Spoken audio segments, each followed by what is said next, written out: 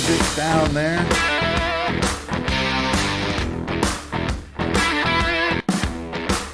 What the heck is going on? There we go. I'll just pause it. All right. It is Monday, March 7th, 2022, and from the home studio in Middletown, Delaware, I'm Marshal Manlove from My Sports Reports and Delaware Sports. This is an interview edition of our program, and joining me today is longtime coach and softball expert and longtime friend at this point now, Tim Wampler. And hopefully in a moment when I press this button, Mr. Wampler will appear on the screen, and there he is. It actually works. I'm getting better at doing this. Hey, Tim, welcome to the show. Thank you, Marshall. And for those who are outside the softball community but watch this particular program, you know, the 3 or 4 that do, tell us a little bit about yourself, your background in softball, first of all. Okay, well, I started coaching softball in 1988 with my own daughter back at Midway Softball. Back then, Marshall, we only had 3 travel organizations back then. We had to invite Elkton to even out of Maryland to come so we could play a state championship back then. One little neat, interesting thing, that particular year, I wind up winning the state championship with my 10 and under team.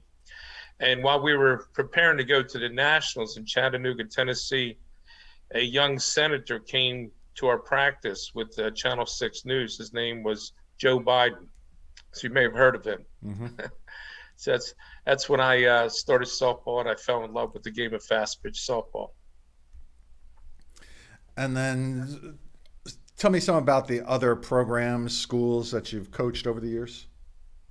Well, my first high school coaching job was in 1994 Wilmington Christian. We were really excited with that program. Very small program, no JV program, but we were able to make to the number 2 team in the state, and we lost in the semifinals. Well, we'll turn that off. Sorry about that.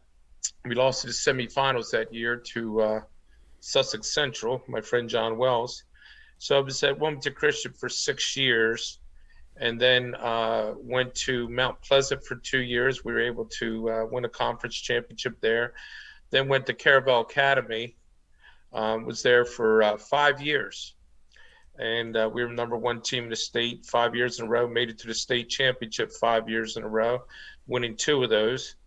And then I started the program over Red Line. We were very fortunate there. We made it to number 1 2 years in a row there. Then I retired from high school in 2015. Been coaching travel ball. I own a travel organization called East Coast Panthers. So that and personal training and camps is pretty much what I do now. All right. You have another business that's dedicated to softball as well. Want to talk about that a little bit? Well, I own a company called All About Sports U that has 5 different sports: volleyball, basketball, baseball, and softball, and soccer. We're launching March 15th, Softball U. It's very simple. It's an online sports academy that it's a membership. You can become a member, and you get access to hundreds of training videos on all aspects of the sport, along, skills and drills. You also get training in speed and agility, the mentals of the game, nutrition, how to prepare for college, and it has many other things. We have live Zoom classes from professionals in the sport from all over the country. So we're really excited about that. That'll be launching at allaboutsportsu.com on March 15th of this year. Yeah, good luck with that. Now, in Delaware, the spring sports season has started, softball being one of those sports, and you've mentored, coached a bunch of kids on the way up through the younger ages, up to their teenage years, and some of them coming into high school, some of them already in high school. So you know a bunch of these players and where they've gone to try out and perhaps make teams all around the state. With that in mind and some of that knowledge, who do you see having a decent shot at making the state tournament, maybe making a run at the championship, and maybe call out some players that you're fond of, know that might make an impact around the state? Well, I'm excited. It's a great question. I'm really excited because I think this year, the 2022 season, is going to have continuity. Some of the big boys, the big teams are not going to be as powerful on paper, but you can never underestimate them as they were maybe last year. But you always need to start, with some of the consistent programs that are year in and year out very strong, due to quality of coaching and also due to attendance. Also, that helps if the more players you have coming into school. But I would always start with the top two that finished. One of the most amazing games that Delaware softball has witnessed over the years was Sussex Central and Caravel Academy. Now, Caravel graduated their pitcher, and as if people know about softball, they know it kind of always starts with pitching. And they graduated their pitcher from last year, so now they have a girl Brooke Richardson, who's a very talented athlete all the way around, who transferred out of DMA, one of my former students in hitting, her and her sister.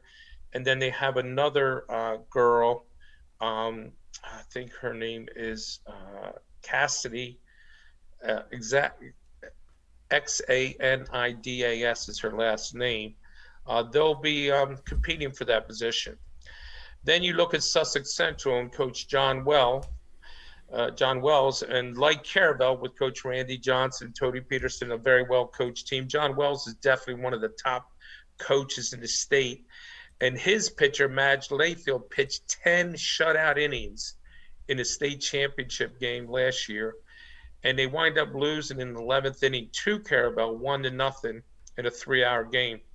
So from the start, I would have to give a notch to Sussex Central because they're bringing back Madge. She was only a freshman last year, so she'll be a sophomore. Mm-hmm.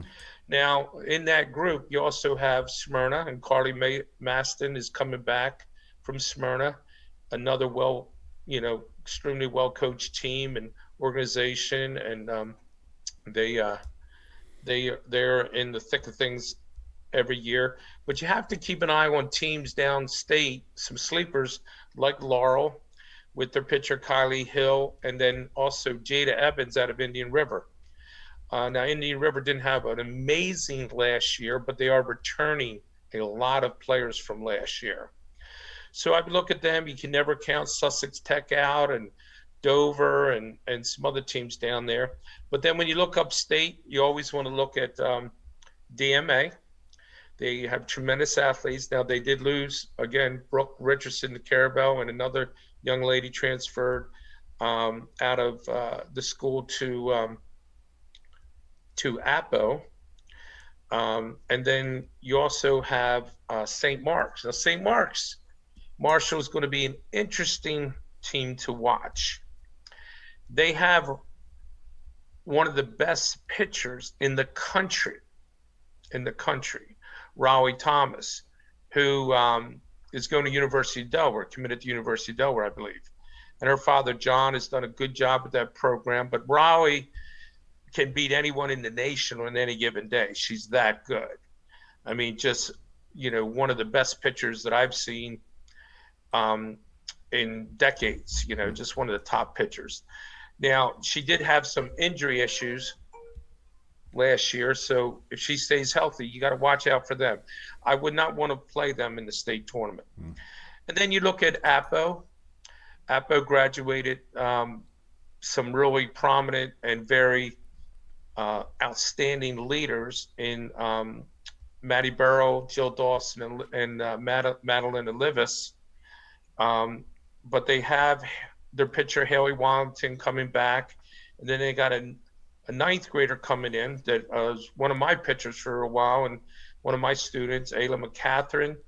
And then they have a transfer, I think, that came out of DMA named Savannah Laird. So they have a lot of speed. They have a lot of talent, a lot of young talent. They got Lauren Foltz and different girls coming into Sophia Watson with speed. They got Sky Elazar, one of my former students, just going to be an outstanding leadoff hitter for them. Then you got to watch Newark Charter with Olivia Stubblebine coming back for her senior year. They have good depth. They have some strong players. They're coming that I'm very familiar with, and we're gonna see what happens there. Then you have Red Line with Angelina Edwards, who can beat anybody in any day. And then I would round that off with Middletown. Got to watch Middletown. Very deep. All right. That's a good report there, right off the top of your head. That's well done. Well done. Well done.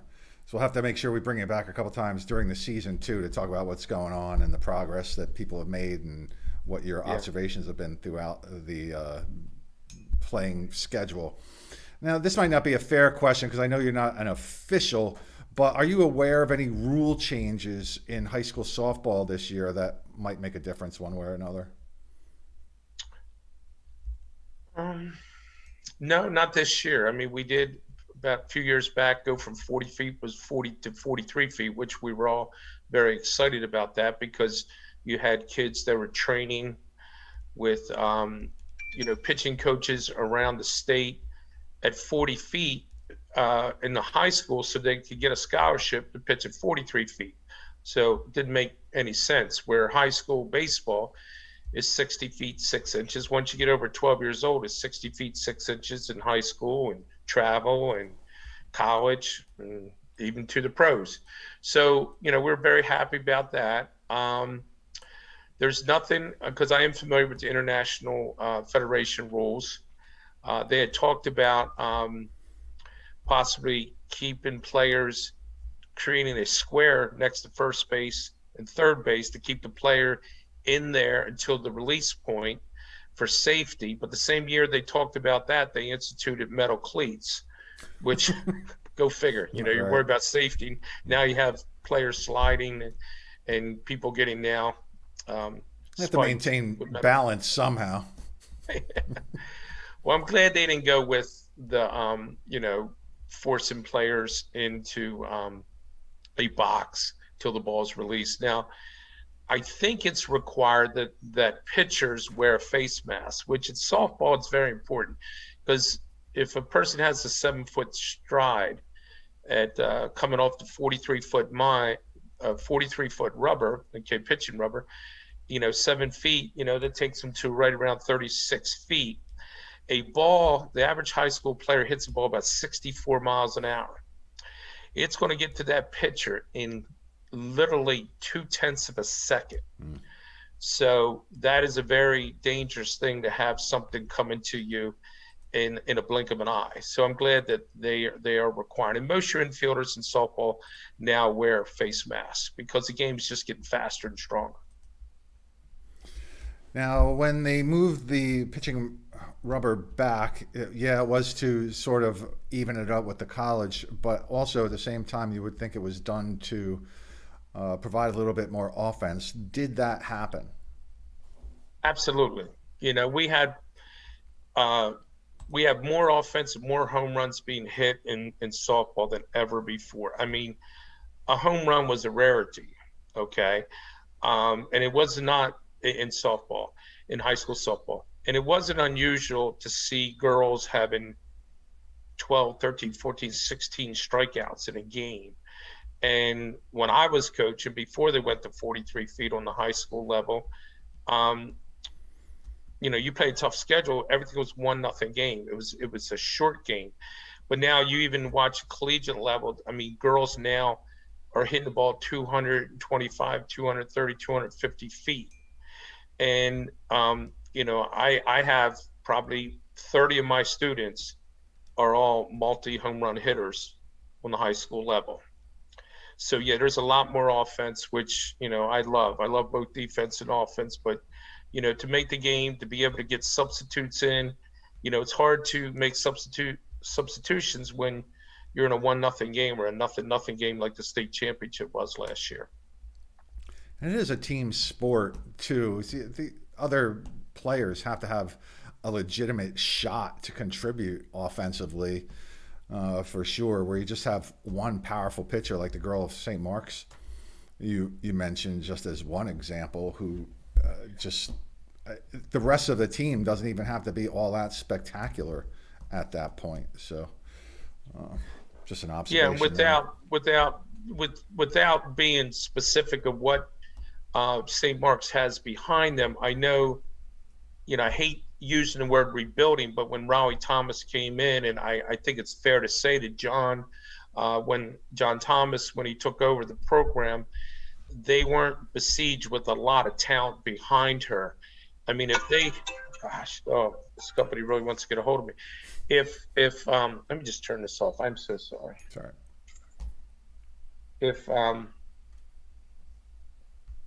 If he had the defense and the offense of maybe, a Carabao or another team like that, this would be lights out with her on the mound. It just not even, would be no question she's that good.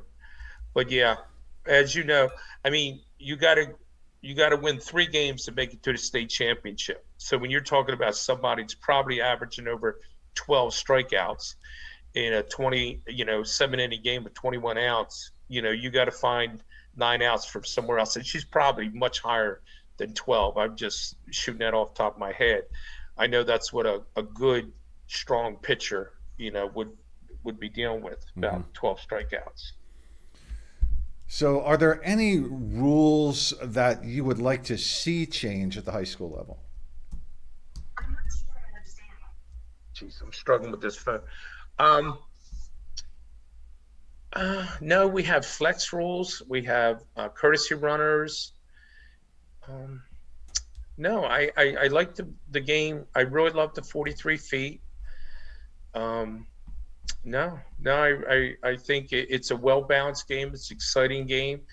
My father, God rest him, was a defense. He would love to watch a good pitching duel. So you have many of those. We now have girls hitting home runs, going opposite field. The girls have gotten bigger, stronger, and faster. The slapping, which was becoming quite dominant, say 3 or 4 years ago, is being neutralized because the infielders have made adjustments to it. In the old days, infielders would always throw from what I call slot 2, which is a 3/4 throw. That's pretty much for a left side infielder, your third baseman or your shortstop. They're going to shoot from slot 3, which is sidearm. They're going to catch and go to a short, transfer and fire from the hip. You'll see many of your shortstops, even in the major league level, now shooting from the hip far more than they did before because, they're getting down first base, especially a left-handed slapper that can run in 2.5 seconds, pretty quick. So, that's, but now the infielders are adjusting, the pitchers are making adjustments, where to throw a slapper. So it's now getting a little bit closer to, say, the boys' baseball game where you get a couple people on base and then you got your 3, 4, 5 hitters and they're drilling the ball to and over the fence. We didn't used to see that. Yeah. Yep. In the 80s and 90s. That is one thing that's a constant change. For sure. Right. So where can people find out about your programs there, Tim? Yep, I'm here. I finally got the phone off. Sorry. It's all right. Where can people find your programs, your school and stuff like that? Okay, well, the Sports Academy, All About Sports U, is located at allaboutsportsu.com. Again, it's membership driven, and we will be adding to it. We'll be bringing, professionals in the area. I got Baltimore Blast players working with me on soccer. We got some former D1 out of Oklahoma, some players that we're in negotiations with that just come on and do classes. The bottom line, we want to give, I've been doing this a long time, Marshall, and I take a lot of pride in the details and the fundamentals of the game. So I wanted to make that accessible. Like if a player wants to work in their backyard or wants to work in their basement, they know how to properly do their tee work. Tee work is what I call short work. You could have the tee in the wrong area. You do it 1,000 times, it just became 1,000 times worse than what it was before. So you have to do the tee work. The tee's got to be, put in the right area. For example, in zone 3, which is an outside corner, the tee needs to be inside the knee, so you're hitting that ball to the gap.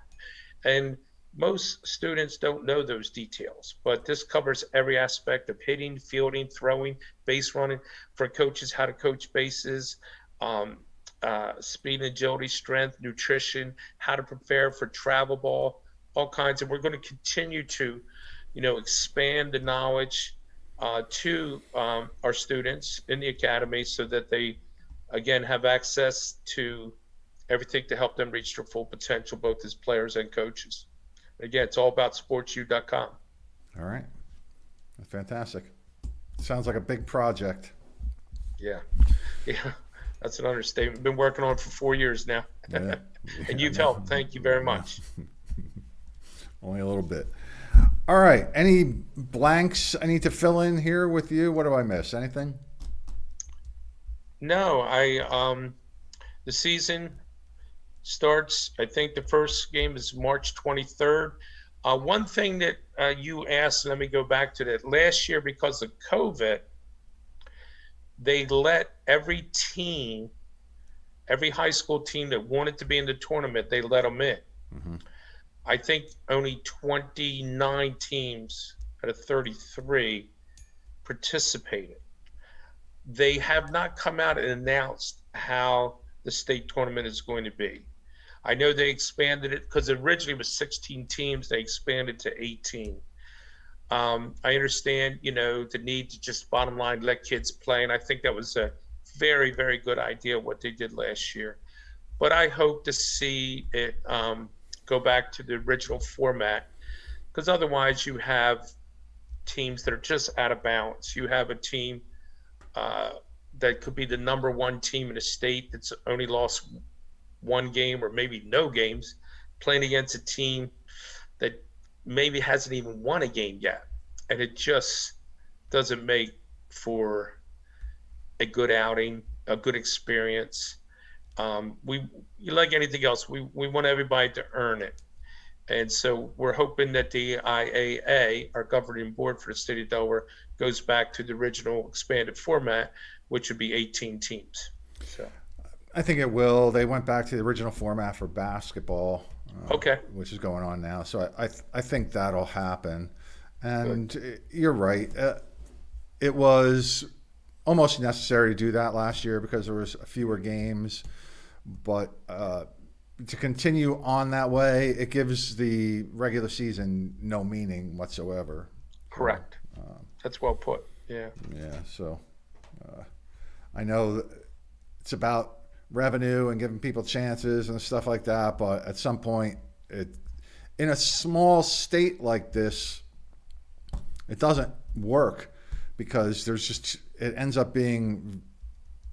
up having to be games played that are just so mismatched that it can be demoralizing. And while everybody's all excited, yeah, we're going to the show, and then the next thing you know, they're getting stomped and embarrassed sometimes. Yeah. And if you're in the weaker echelon, you generally have to travel. So you may be traveling 2 hours, upstate or downstate to just, have a game that just is not balanced at all. Right. Doesn't. But I'm glad to hear that they made those. I don't know that for sure, but they did that with basketball. Yeah. I don't know what the spring I'm sure they will. It's going to hold. All right. Well, thank you very much. It's a pleasure, and I'm available. Whenever you want to talk some more, maybe see how the mid-season is going. And wish you the very best for you and your show. Keep up the good work. And best of luck to you with the rollout of your All About Sports U. And check that out, allaboutsportsu.com. All right, Tim, I want to wish you well. Have a great day. Likewise. I'm going to sign off and do the rest of my thing here. Thank you. All right, Tim, take care. Goodbye. All right, I am trying to exit. There we go. That was Tim Wampler, softball coach, expert softball coach. He is good at what he does, indeed. So let me do this here because there's a couple of people I want to thank. I don't want to thank them. I do want to thank them. I pay them. That's how I thank them. I want to thank the people at Jazzercise in Middletown, 24 North Broad Street, for being kind enough to post links to these videos that I produce for the local version of our show, Delaware Sports. Appreciate that. They run this group page for parents of Delaware high school athletes. And this is also brought to you by me, Marshal Manlove, stage hypnotist. If you would like a funny, fascinating, and memorable show, boy, I stuttered through that one. Just reach me through marshalmanlove.com. You can find out all about my show, including an upcoming show, a public event that you can attend in Pottsville, Pennsylvania this coming Saturday, March 12th. It's a lot of fun. And also, I sell real estate. The spring market has just started, and if you would like to buy or sell a home in Delaware, Maryland, or Pennsylvania, I can help you out. And my website's marshalmanlove.foxroach.com, and I would appreciate your support. I will have your back in any real estate transaction that I might do for you or somebody that you know. All right, ladies and gentlemen, boys and girls, I am Marshal Manlove, and now it's snack time in the home studio in Middletown, Delaware. What's up, Joey D, Donnie M, Tommy K? I'm out.